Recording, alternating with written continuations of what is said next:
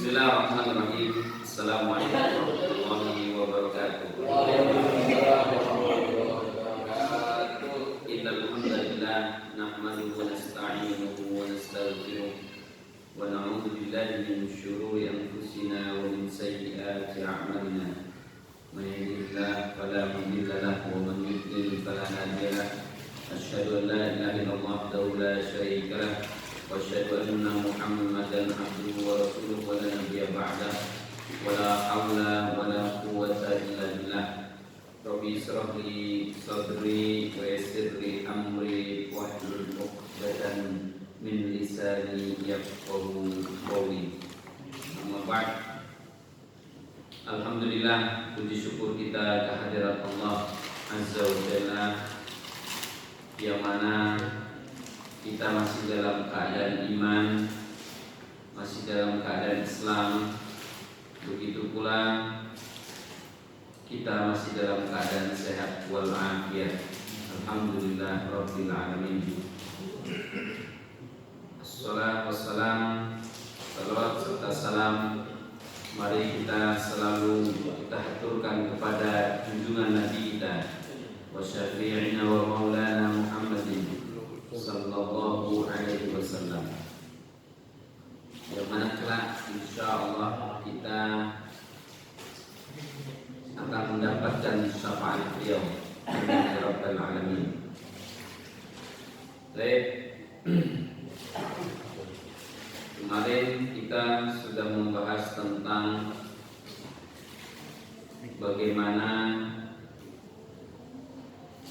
kesemangatan kita selalu kita berbuat baik, karena bagaimanapun perbuatan baik seseorang itu nanti kelak akan menjadi timbangan, akan memberatkan timbangan kita kelak di hadapan Allah.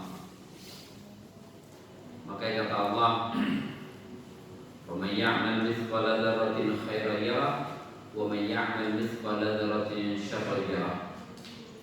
Barang siapa yang berbuat kebaikan, sekalipun kebaikan itu sebesar dzurrah, itu seperti biji sawi kecil, itu akan tetap nanti akan jadikan itu adalah suatu kebaikan. Begitu pula perbuatan dosa seseorang, perbuatan maksiat seorang hamba, itu akan nanti akan minta pertanggungjawaban di hadapan Allah. Jadi melanjut kita dengan tema yang sudah di sini, yang mana kata Allah Azza wa Jalla, "Wa man hayatud dunya illa mata'ul ghurur." Yang mana kata Allah, sesungguhnya wa man hayatud dunya, jadinya kesenangan yang ada di dunia ini tidaklah apa-apa illa mata'ul ghurur. Waalaikumsalam. Hanya sifatnya kenikmatan sementara. Sedangkan nanti jadi hayat kita di dunia ini, kehidupan kita dunia ini, itu adalah sifatnya kehidupan sementara.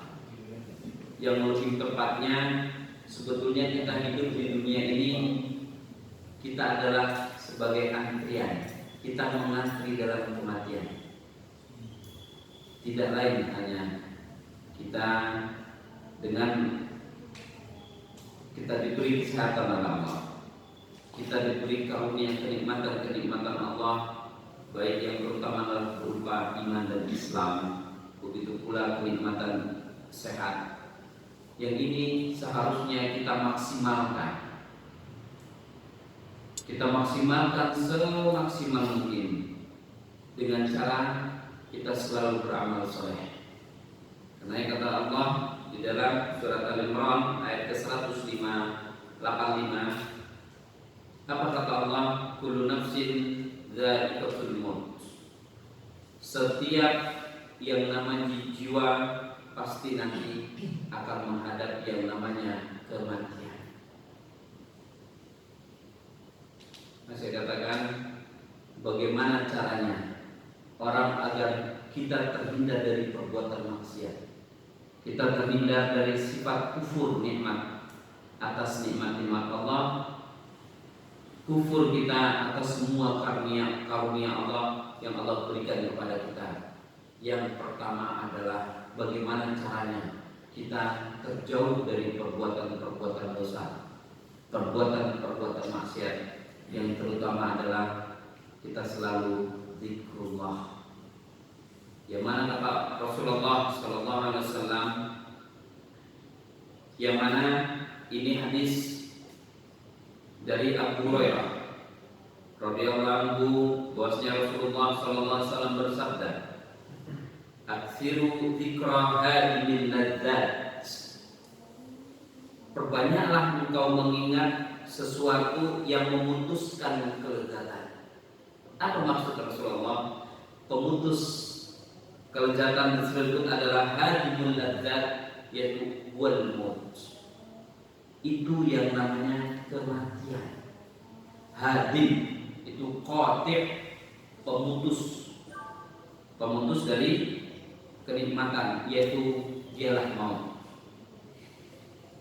Nah, inilah salah satu yang paling tepat, yang paling dahsyat untuk kita terhindar dari perbuatan maksiat. Maksiat apapun, yang lebih berbahaya adalah maksiat hati. Karena ketika orang berbuat maksiat secara zahiriyahnya, secara lahiriah, badaniah, jasadiah, itu kita tahu bahwasanya ini adalah suatu perbuatan yang Allah larang. Kita sadar bahwasanya ini adalah suatu perbuatan dosa. Yang pertama seperti halnya orang meminum khamr,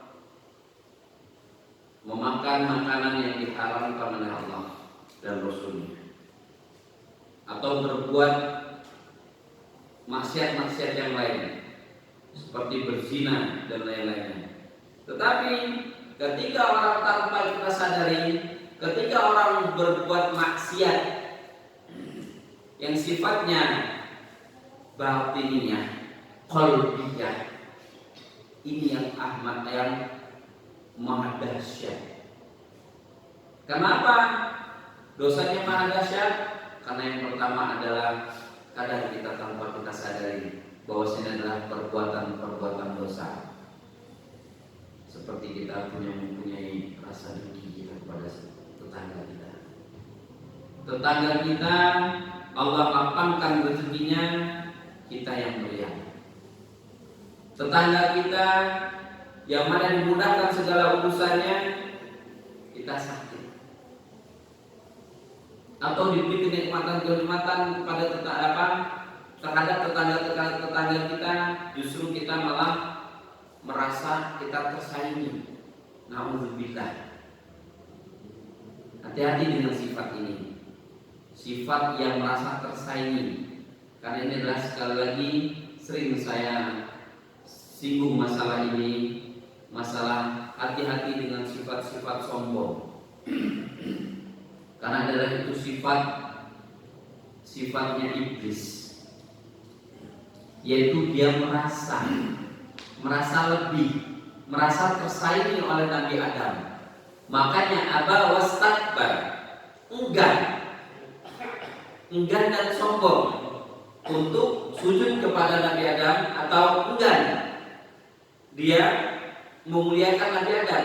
Bahwasanya sudah jelas bahwasanya Nabi Adam, bahwasanya namanya manusia, makhluk yang sempurna.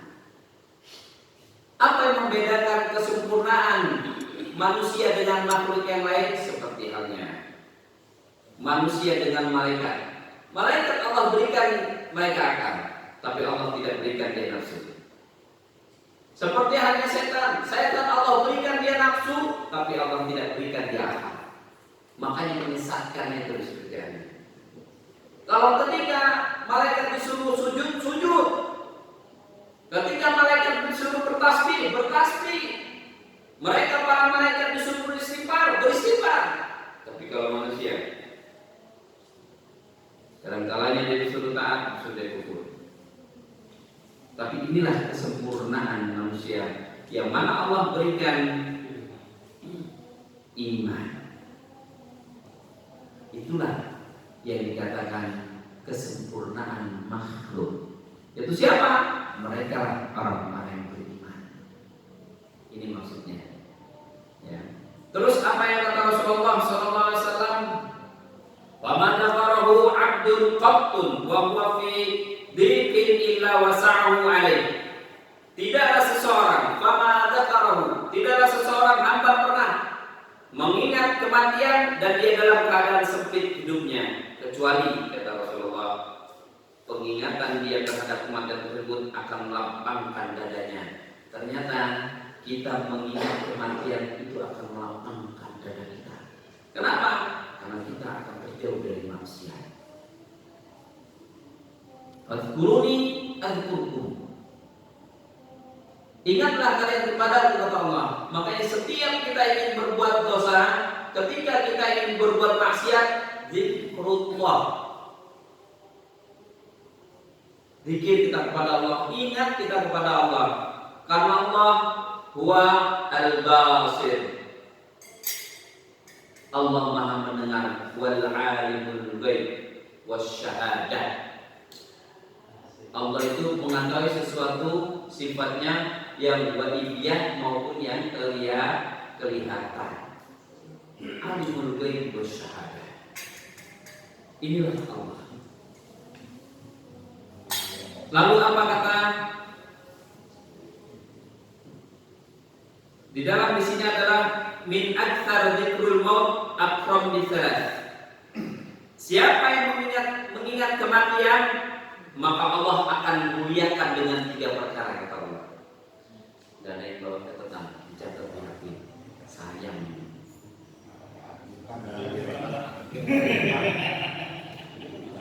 Ini efek kalau direkam. Karena dilihat bahwa kalau dicatat, makanya kata Imam Syafi'i, ilmu itu bagaikan binatang buruan. Kalau nggak diikat, dia lepas. Ibarat kata kita menuntut ilmu, kalau nggak kita catat, kita lupa. Kalau cuma sekedar video itu sifatnya cuma. Tapi kalau bacaan kita enak. Baca, tulis. Allah. 3 perkara. Siapa? Mereka yang banyak mengingat kematian. Min aktsar dzikrul maut aqraban li thalathah. Allah akan muliakan dengan 3 perkara. Mereka yang selalu mengingat kematian. Yang pertama, takjil taubah. Mereka akan segera bertobat kepada Allah. Bagaimana dia tidak akan bertobat sedangkan selalu dia zikrullah, zikrul maut. Makanya di dalam ini bukan hadis atau bukan Al-Quran, bahkan banyak orang, bahkan ini sering saya dengar, ya ada orang menyampaikan di dalam tausiahnya katanya, "I'mal lid dunyaka ka'annaka ta'ishu abadan, wa'mal li akhiratika ka'annaka tamutu ghadan." Ini bukan dalil, bukan Al-Quran dan hadis, tapi ini adalah kalam, ini adalah perkataan para ulama terdahulu. Apa katanya? "I'mal lid dunyaka ka'annaka ta'ishu abadan." Bekerjalah engkau untuk duniamu seolah-olah kalian akan hidup selamanya. Agar apa? Agar kita hidup selalu bersemangat. Hidup malas hilang. Karena apa? Kita pikir adalah ini adalah suatu yang abadi. Terus wa'mal li akhiratika ka'annaka tamutu ghadan. Dan jangan lupa beramallah engkau, berbuatlah engkau tentang akhirat, untuk akhiratmu seolah-olah kau akan mati besok. Nah, kembali lagi, berarti ini zikrul maut. Ketika kita selalu ingat kematian, ya seolah-olah kita sholat. Ustaz, bagaimana caranya Ustaz? Agar kita terhindar dari maksiat. Yang pertama zikrul maut. Zikrullah, zikrul maut. Ya. Ketika orang selalu zikrullah, akan maut yang ada di bayangan dia. Kenapa kok kata Rasulullah, ketika orang itu selalu mengingat kematian, maka akan lapanglah dadanya. Bagaimana tidak lapang? Dia selalu berpikiran yang baik terhadap Allah. Dia akan selalu siap ketika dia dipanggil oleh Allah menghadap Allah. Makanya yang mana kata Allah sendiri, kullu nafsin dha'iqatul maut. Setiap jiwa itu pasti akan menemui yang namanya kematian. Tidak tahu kapannya, cuma tinggal tunggu panggilannya. Pasti. Dan sifatnya di sini adalah wa mal hayatud dunya illa mata'ul ghurur. Jadi kenikmatan di dunia ini adalah illa mata'ul ghurur. Hanya kenikmatan-kenikmatan sementara yang hanya lewat. Tetapi kehidupan yang hakiki setelah orang menghadapi kematian. Kapan? Ketika dikuburkan di alam barzakh, itu hakikatnya kehidupan yang abadi. Makanya ketika orang kita selalu berpikir bagaimana cara hidup dengan layak, hidup dengan senang, dan tetapi berpikirlah bagaimana caranya kita mati dalam keadaan husnul khotimah. Bagaimana cara baik kita menghadapi kematian? Bagaimana caranya ketika kita menghadap Allah, kita dalam keadaan husnul khotimah? Ini prinsip yang insya Allah akan menjauhkan dari kemaksiatan atau perbuatan dosa. Lalu yang pertama tadi, siapa yang mengingat satu kematian dzikrul maut, akramahu bitsalatsa, maka Allah akan muliakan dengan 3 perkara. Yang pertama, caranya bagaimana? Dengan 3 perkara, yaitu perkara takjil taubat. Orang ketika selalu mengingat kematian, pasti dia ingin mempercepat taubat kepada Allah. Coba deh, ketika bapak melihat ada yang meninggal, melihat seperti ini, kematian tentang ini, ya, kita bagaimana ketika melihat orang saudara teman kita yang sama-sama main, apalagi baru kemarin baru nongkrong, baru kemarin baru tawa-tawa, tahu-tahu malam, tahu-tahu pagi udah ada pengumuman inna lillahi wa inna ilaihi raji'un, telah meninggal dunia sebulan dengan umur sekian.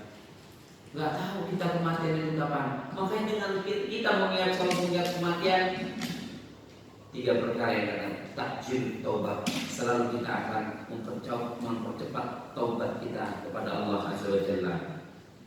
Yang kedua adalah qana'atul qalb. Ini faedah manfaat dari kita dzikrul maut. Ya, qana'atul qalb. Qana'atul qalb itu bagaimana? Hati yang lapang. Qanaah itu lapang, bersyukur itu qanaah. Qanaah itu selalu merasa cukup, bersyukur. Kita bersyukur itu adalah sifat qanaah. Lapang dada. Apa kalau bahasa Jawanya itu? Legowo. Ya, legowo. Bukan nerimo.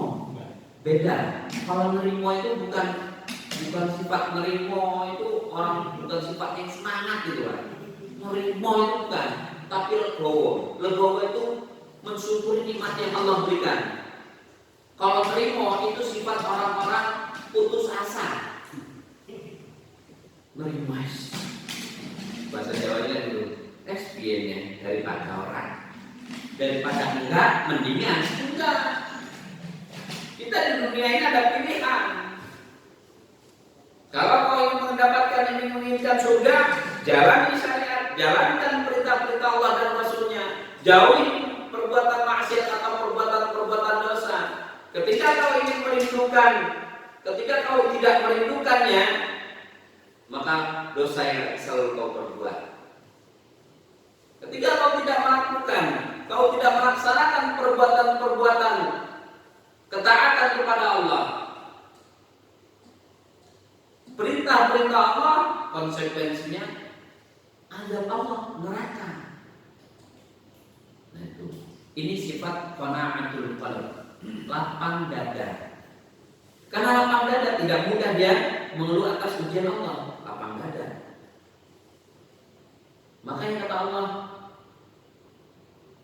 yang mana di dalam surat Al-Baqarah di ayat ke-155, wa lanabluwannakum bisyai'in minal khauf wal ju' wa naqsin minal amwali wal anfusi wath thamarat.